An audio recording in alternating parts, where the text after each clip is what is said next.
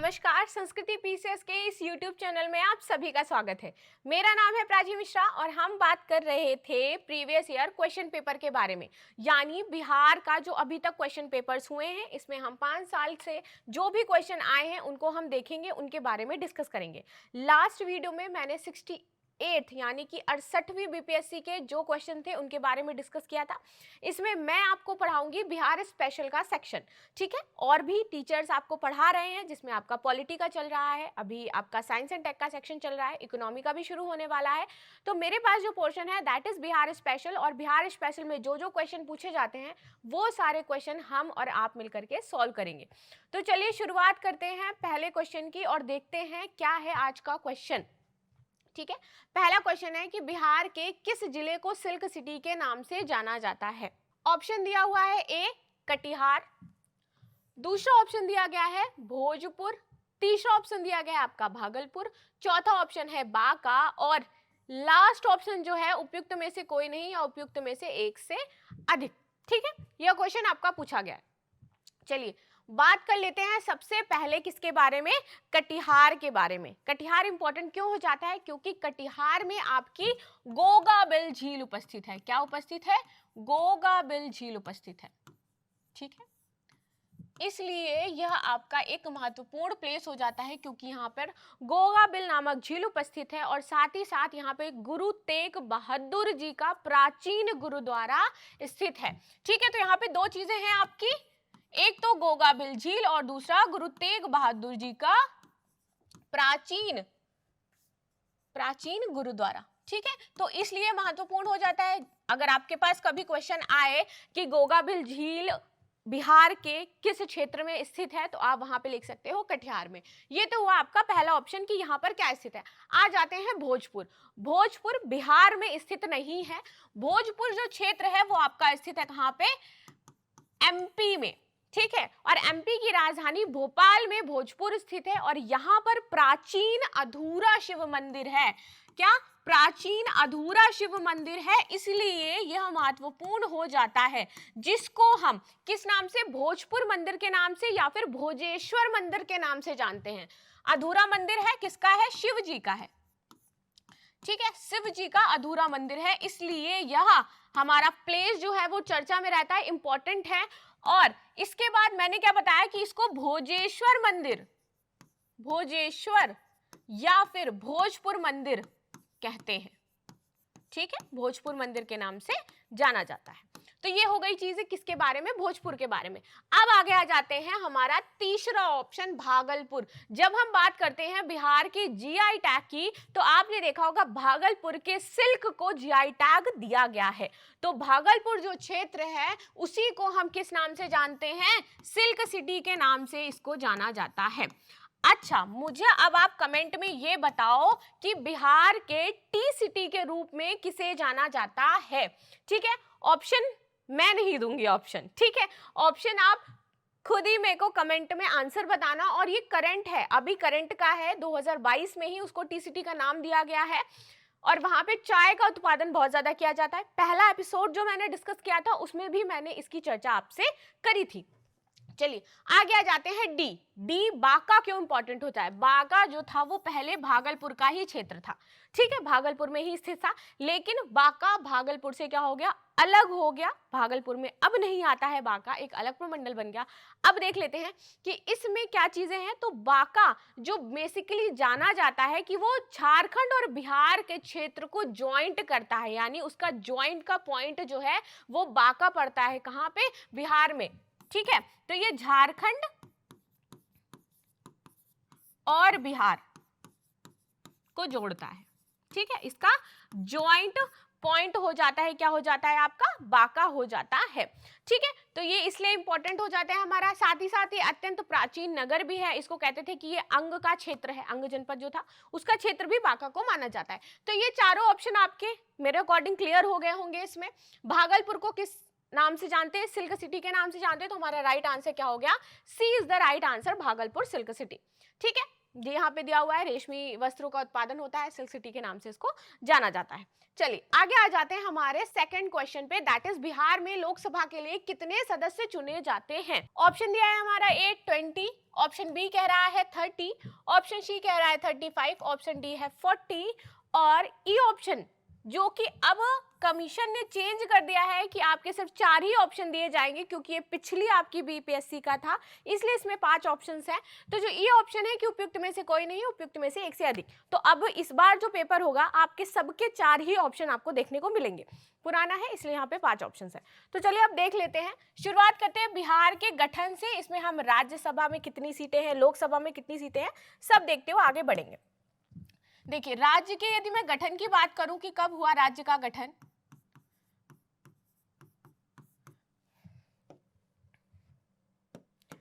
तो 22 मार्च 1912 को राज्य का गठन हुआ था, यानी बिहार राज्य का गठन हुआ था। इसके बाद देख लेते हैं इसको राज्य का दर्जा कब दिया गया। गठन तो हो गया, अब राज्य का दर्जा कब दिया गया, तो 26 जनवरी 1950 को बहुत सारे राज्य हैं जिनको एक साथ राज्य का दर्जा दिया गया था, तो 26 जनवरी 1950 को बिहार को राज्य का दर्जा दिया गया। बात कर लेते हैं अब यहाँ पे लोकसभा और राज्यसभा की सीटों की संख्या कितनी है। लोकसभा सीटें यहां पर है 40, राज्यसभा सीटें कितनी हैं, तो यह है 16। और बात कर लेते हैं विधान परिषद की सीटें कितनी हैं। विधान परिषद, तो विधान परिषद की सीटों की बात करूं तो यह है 75। अब यह हमने देख लिया राज्य का गठन कब हुआ, राज्य का दर्जा कब दिया गया, लोकसभा, राज्यसभा, विधान परिषद। तो इसे देख के आपको पता चल गया होगा कि लोकसभा में कुल सीटों की संख्या कितनी है, 40 है। पर थोड़ी बहुत इसके अन्य अदर जानकारियां भी ले लेते हैं। क्या है कि वर्तमान में यहाँ के राज्यपाल कौन है, क्योंकि नए बनाए गए हैं, पुराने कौन थे, फाल्गु, लोग फागु कुछ कहते हैं, कुछ फाल्गु चौहान कहते हैं। ठीक है, राज्य के राज्यपाल की यदि मैं बात करूं तो वर्तमान में यहाँ के राज्यपाल हैं राजेंद्र विश्वनाथ अर्लेकर। राजेंद्र विश्वनाथ अर्लेकर।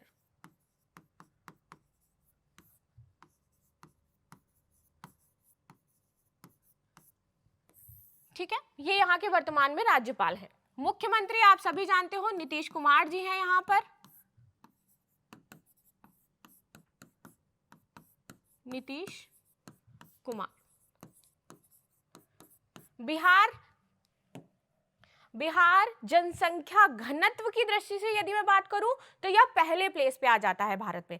और यदि मैं बिहार की सिर्फ जनसंख्या की दृष्टि से बात करूं कि कौन सा प्लेस है, तो यह जनसंख्या की दृष्टि से आपका आ जाता है तीसरे स्थान पर। पहला है उत्तर प्रदेश, दूसरा है आपका महाराष्ट्र और तीसरे पे आ जाता है आपका कौन सा, बिहार। ठीक है, तो यह थी इसके बारे में पूरी जानकारी कि बिहार में कितनी लोकसभा सीटें हैं, राज्यसभा सीटें कितनी हैं, 16 है, विधान परिषद की सीटें 75 है। अब देख लेते हैं आगे क्या है, यह आपका उत्तर दिया हुआ है डी। 2001 जनगणना के अनुसार बिहार राज्य का सबसे बड़ा राज्य है। बिहार भारत का सबसे बड़ा राज्य है, मतलब कौन से प्लेस पे आता है बिहार। ठीक है, तो बिहार दूसरे स्थान पर सबसे बड़ा राज्य है। ऑप्शन जो हमारे दिए गए हैं, पहला, दूसरा, बी ऑप्शन हमारा दिया गया है तीसरा, सी ऑप्शन दिया गया है हमारा चौथा, डी ऑप्शन दिया गया है पांचवा और ई उपयुक्त में से कोई भी नहीं। तो बात कर लेते हैं कि भारत में सबसे बड़ा राज्य कौन सा है, पहले नंबर पे कौन आता है, दूसरे पे कौन आता है, तीसरे पे, चौथे पे एंड पांचवे पे। फिर बात करेंगे कि सबसे छोटा राज्य भी कौन सा, हमें पता तो होना चाहिए ना। अगर बड़ा पूछा है तो क्या कभी छोटा भी पूछ सकते हैं, ऐसा तो है नहीं कि हम नहीं जानते कि कहाँ से कब कौन सा क्वेश्चन हमारे पास आ सकता है। तो इसीलिए तो बात कर लेते हैं हम कि कौन कौन से बड़े बड़े से राज्य हैं भारत के। अच्छा, पहले मेरे को बताओ कितने टोटल राज्य हैं। 28 राज्य हैं और 8 यूटीज हैं। टोटल हम देखते हैं कितने राज्य हैं, 28 राज्य हैं हमारे पास और 8 हमारी क्या है, यूनियन टेरिटरीज हैं, यूटीज हैं, केंद्र शासित प्रदेश हैं। ठीक है, चलिए पहले की यदि मैं बात करूं कि पहला सबसे बड़ा राज्य कौन सा है, इस मार्कर से आपको ज्यादा दिख रहा है या ब्लू मार्कर लूं मैं, चलिए ब्लू ले लेते हैं, नहीं पिंक लेते हैं, पिंक ज्यादा अच्छा दिखेगा। ठीक है, आज अपनी ड्रेस के साथ मैच करते हैं मार्कर को, बट ये मैच नहीं हो रहा है। चलिए पहला देखते हैं, दूसरा देखते हैं कौन सा है, तीसरा देखते हैं, चौथा भी देखेंगे और पांचवा भी देखेंगे, चौथा और पांचवा। चलिए, पहला हमारा सबसे बड़ा भारत का यदि कोई राज्य है तो वो है उत्तर प्रदेश। तो पहला सबसे बड़ा राज्य हमारा कौन सा हो गया है, उत्तर प्रदेश, उत्तर प्रदेश। दूसरे नंबर पर यदि कोई जनसंख्या की दृष्टि से, यहाँ पे बात की क्या की जा रही है, जनगणना के अनुसार, यानी कि जनसंख्या की दृष्टि से पूछ रहा है, तो दूसरा सबसे बड़ा राज्य जनसंख्या की दृष्टि की यदि मैं बात करूं तो आपका हो जाता है महाराष्ट्र। ठीक है, तीसरे नंबर पे कौन आ जाता है, तीसरे नंबर पे आता है आपका बिहार। ठीक है, बिहार सबसे बड़ा राज्य है, तीसरे नंबर पे सबसे बड़ा राज्य है। अब देख लेते हैं कि चौथे नंबर पे और पांचवें नंबर पे कौन है। चौथे नंबर पे आता है आपका पश्चिम बंगाल, पश्चिम बंगाल। ठीक है, और पांचवें नंबर पे जो राज्य आपका आ जाता है that is Maharashtra, sorry Madhya Pradesh, Maharashtra में लिख चुकी हूं, मध्य प्रदेश, मध्य प्रदेश। ठीक है, तो ये राज्य हैं आपके, पहले नंबर पे उत्तर प्रदेश, दूसरे नंबर पे महाराष्ट्र, तीसरे पे बिहार, पश्चिम बंगाल एंड मध्य प्रदेश। एक चीज और जान लीजिए, यदि मैं जनसंख्या घनत्व की बात करूं कि जनसंख्या घनत्व की दृष्टि से भारत का पहला फर्स्ट प्लेस में आने वाला राज्य कौन सा है, तो बिहार है। बिहार जनसंख्या घनत्व की दृष्टि से पहले प्लेस पे है, जनसंख्या घनत्व की दृष्टि से। ठीक है, जनसंख्या घनत्व की दृष्टि से बिहार पहले प्लेस पे है। ठीक, ये याद रखिएगा कि पहले प्लेस पे बिहार कैसे। अब ये तो हमने देख लिया कि सबसे ज्यादा जनसंख्या कहाँ पे। अब सबसे कम जनसंख्या वाले यदि मैं राज्यों की बात करूं तो सबसे कम जो है, सबसे कम जनसंख्या आपको पता है कौन से राज्य में है, सबसे कम जनसंख्या है आपकी सिक्किम में, सिक्किम में सबसे कम जनसंख्या है। ठीक है, तो ये आपको समझ में आ गया, पहला, दूसरा, तीसरा, चौथा, पांचवा राज्य कौन सा है, जनसंख्या की दृष्टि से। ठीक है, यहां पे लिख भी देती हूं, ये जनसंख्या का है। अभी हम देखेंगे कि क्षेत्रफल की दृष्टि से कौन कौन से राज्य जो हैं वो पहले, दूसरे और तीसरे नंबर पे आते हैं। तो आप इसका स्क्रीनशॉट ले लो। इसके बाद आगे हम देखेंगे कि क्षेत्रफल की दृष्टि से बड़े राज्य कौन से हैं। तो हम अभी तक बात कर रहे थे जनसंख्या की दृष्टि से, अब देख लेते हैं क्षेत्रफल की दृष्टि से। क्षेत्रफल की दृष्टि से यदि मैं बात करूं तो पहले स्थान पर आपका आ जाता है राजस्थान। ठीक है, इसके बाद दूसरे स्थान की यदि मैं बात करूं कि दूसरे प्लेस पे कौन आ जाता है, दूसरा आता है आपका मध्य प्रदेश। ठीक है, तीसरे की यदि मैं बात करूं कि तीसरा कौन सा है जो आपका जनसंख्या की दृष्टि से बहुत ही ज्यादा महत्वपूर्ण है, तो तीसरा आपका आ जाता है कौन सा, महाराष्ट्र। सॉरी, जनसंख्या नहीं है, ये आपका क्षेत्रफल की दृष्टि से पहले, दूसरा और तीसरा सबसे बड़ा राज्य है। तो ये आपको पता चल गया कि कौन कौन से हैं क्षेत्रफल की दृष्टि से और जनसंख्या की दृष्टि से। आगे आ जाते हैं अपने क्वेश्चन पे। झारखंड बनाने के लिए बिहार को किस वर्ष विभाजित किया गया था। तो अब यहाँ पे विभाजन की बात करें, आपको पता है कि झारखंड बिहार से अलग हुआ है। पहले बहुत सारे प्राकृतिक संसाधन जो थे वो बिहार के पास थे, खनिज संसाधन जो थे वो बिहार के पास थे, लेकिन जब से झारखंड अलग हुआ तो बहुत बड़ा पोर्शन जो है खनिजों का, प्राकृतिक संसाधन का, वो कहाँ पे चला गया, झारखंड में चला गया। तो झारखंड का जो विभाजन हुआ किसके साथ, बिहार के साथ। तो यहाँ पे पूछ रहे किस वर्ष हुआ, 2000 में, 2001 में, 2004 में, 2005 में, या उपयुक्त में से कोई भी नहीं। ठीक है, तो आप एक बार इसको पॉज करो और मुझे बताओ कि कब हुआ, बाकी मैं आपको बताती हूँ किसका विभाजन कब हुआ। ये अलग हुआ था आपका 15 नवंबर 2000 को, बिहार से अलग हुआ है झारखंड। तो इसलिए आपका जो राइट आंसर होगा 2000 होगा, इसमें कुछ एक्सप्लेन करने वाला ऐसा नहीं है। चलिए आगे आ जाते हैं। बिहार के किस जिले में तेल्हाड़ कुंड जलप्रपात स्थित है। अब यहाँ पे पूछ रहा है कि तेल्हाड़ कुंड जो जलप्रपात है, जो कि बहुत ही ज्यादा इंपॉर्टेंट भी है, ये आपका किस जिले में स्थित है। पहला है सासाराम, दूसरा है नवादा, तीसरा है कैमूर, चौथा है रोहतास, और उपयुक्त में से कोई नहीं या उपयुक्त में से एक से अधिक। अब आगे आ जाते हैं, देख लेते हैं क्या कह रहा है भाई। तो जो कैमूर के जो पहाड़ हैं वहीं पर आपका तेल्हाड़, इसको तिल्हार भी बोलते हैं, तलहार भी बोलते हैं, अलग अलग नामों से हर कोई इसको पुकारता है। यहाँ पर आपका ये जो जल कुंड प्रपात है वो स्थित है और ये बिहार के रोहतास पठार में अवस्थित है। तो ये कहाँ पे स्थित है? रोहतास पठार में अवस्थित है। तो इसलिए राइट आंसर यहाँ पे जो हो जाता है कि कहाँ पर अवस्थित है, तो ये रोहतास पठार में आपका स्थित है। रोहतास और कैमूर का क्षेत्र, यदि मैं आपका बिहार का मैप ड्रॉ करूं कुछ इस प्रकार से, जो कि मैं सिर्फ इसलिए ऐसे ही ड्रॉ कर रही हूं, तो ये आपका पड़ेगा रोहतास और कैमूर का क्षेत्र, जो पठारी क्षेत्र है। यहाँ पर विंध्य श्रेणियां भी है और यहीं पर आपके जो तेल्हाड़ कुंड जलप्रपात है ये उपस्थित है। ठीक है, एशिया का सबसे बड़ा एक जल कुंड, अभी क्वेश्चन पूछा जाएगा, आगे आएगा। एशिया का सबसे बड़ा जल प्रपात, अभी जैसे मैंने आपको बताया था, तो यहाँ पे कह रहे हैं एशिया का सबसे बड़ा जल प्रपात फॉल, ठीक है, हुड्डू, किस जगह के पास है? रांची में है, रांची झारखंड की राजधानी, हजारीबाग में है, जमशेदपुर में है या बोध गया में है। इंपॉर्टेंट प्लेस है। अब आपसे पूछ रहा है भाई कहां पर है, तो ये हुंडू जलप्रपात ये रांची किसके निकट? रांची के निकट, यानी कि झारखंड का क्षेत्र है, झारखंड की राजधानी है झारखंड, यहां पर उपस्थित। और किस नदी पर है? तो सुवर्ण रेखा नदी पर यह स्थित हो जाती है। बिहार के किस जिले में सबसे अधिक सोने के भंडार पाए जाते हैं? ये भी कल मैंने आपका बताया था, आपसे डिस्कस भी किया था। मुंगेर में, जमुई में, बांका में या कटिहार में? देखिए बिहार में बहुत सारे अयस्क पाए जाते हैं। यहाँ पर आपका सोने के भंडार पाए जाते हैं, चूना पत्थर पाया जाता है, और भी जो पायराइट होता है वो बहुत भारी मात्रा में पाया जाता है। तो अब यहाँ पे पूछ रहा है कि सबसे अधिक सोने के भंडार कहाँ पे मिला है या सोने का भंडार कहाँ पे है? सोने का भंडार आपको मिला है जमुई में, ठीक है। जमुई के बाद यदि और मैं बात करूं तो राजगीर में भी सोने के भंडार होने की बात की गई है, ठीक, यहाँ पर भी सोने के भंडार होने की उपस्थिति बताई गई है। मुंगेर की यदि मैं बात करूं तो यहाँ पर आपको साथ ही साथ चूने से संबंधित जो है, पायराइट से संबंधित जो है वो भी आपको खनिज मिलेंगे। मुंगेर औद्योग की दृष्टि से बिहार का एक बहुत ही अच्छा क्षेत्र है। यहाँ पर जो लाइक कट्टा या पिस्टल, उसका वो सारे सामान भी यहाँ पर बनते हैं।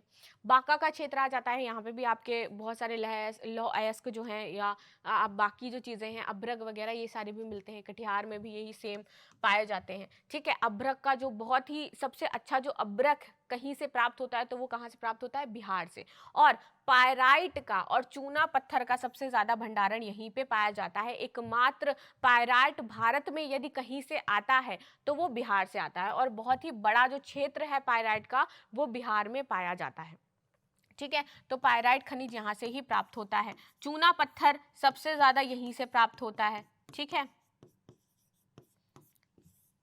तो ये चीज हो गई। तो सोने, सबसे अधिक सोने का भंडारण आपका कहाँ पे मिलता है? राजगीर में मिलता है। जमुई, जमुई जिले में सर्वाधिक स्वर्ण भंडार है, यानी जमुई और राजगीर का अब पता चला है कि राजगीर के क्षेत्र में भी प्राप्त होता है।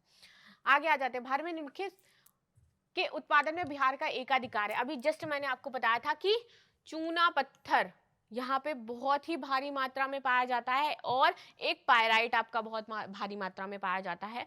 तो ये दोनों जो है ये बहुत ही भारी मात्रा में पाए जाते हैं, यहाँ पर उपस्थित है। लेकिन यदि मैं बात करूं कि एकाधिकार किसका है, तो पायराइट चूना पत्थर जो है उसका एकाधिकार है, जो सिर्फ बिहार में पाया जाता है। चुनार लिख रही हूं मैं, चूना पत्थर, ठीक है, और बहुत भारी मात्रा में यहाँ पर उपस्थित है।